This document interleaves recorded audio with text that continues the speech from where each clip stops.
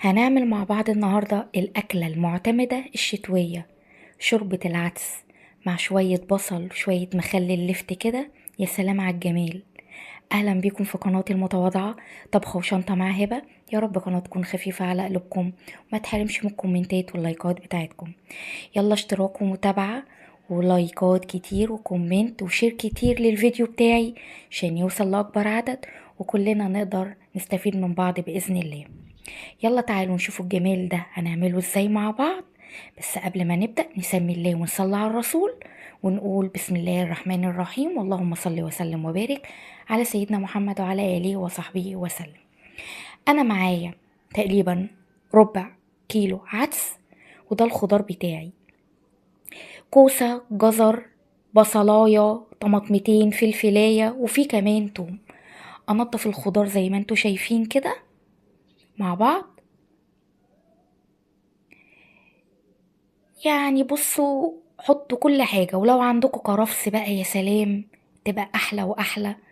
الخضار المتوفر عندكم حطوه في الشوربة دي، وفي الاخر بتطلع طعمة وكفاية الفايدة بتاعتها.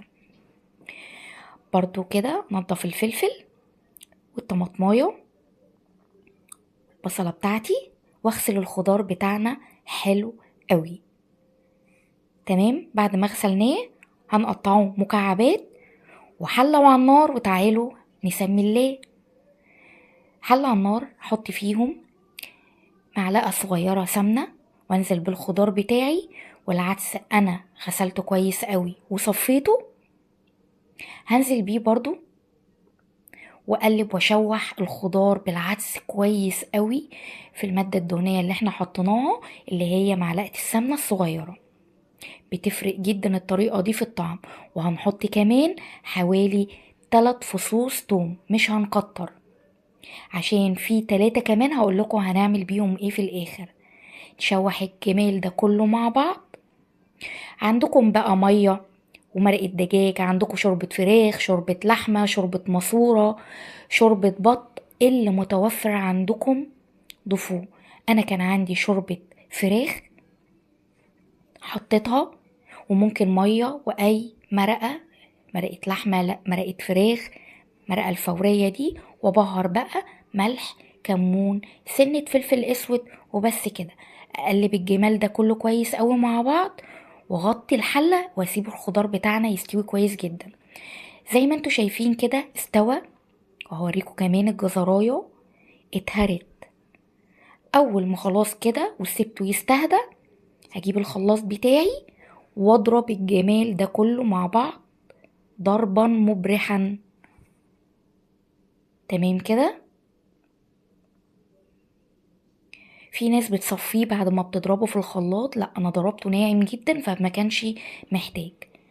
تمام، انا عملته في الكبة، وممكن في الخلاط، ممكن بالهاند بلندر، براحتكم خالص. كده بعد ما ضربت العدس بتاعنا، الحلة هي على النار، فيها معلقة كمان صغيرة سمنة، وهنزل بحوالي 3-4 معالق على حسب ما انتوا بتحبوا لسان العصفور او الشعرية كتير او قليل. انا عاملاه بلسان العصفور، وممكن بالشعرية طبعا. اقلب وحمره كويس جدا.